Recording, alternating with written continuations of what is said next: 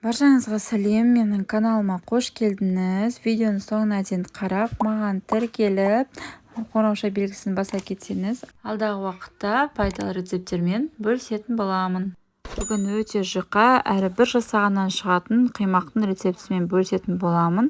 Жұмыртқаға қантымызды салып, жақсылап араластырып алатын боламыз. Егер қимағыңыз тәттірек болғанын қаласаңыз, тағы да қант қоссаңыз болады. Содан кейін үстіне сұйық майымызды құйып, жақсылап араластырып аламыз. Үстіне жылы сүтімізді және де қайнаған суымызды құйып, жақсылап араластырып аламыз. Електен өткізілген ұнымызды, ас содамызды салып, бір келкі масса шыққанша дейін араластырып алатын боламыз. Қимағымыздың массасын өздеріңіз қарап көріңіздер. Егер қою болып кетсе, кішкене ыстық су құйып жіберсеңіздер болады.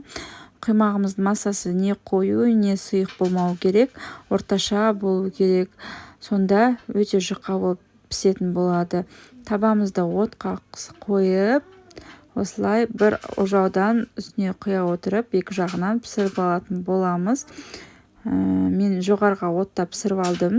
Қимағымыз 2-3 минутта пісетін болады. Жасап көріңіздер, өте жұқа әрі дәмді болып шығады.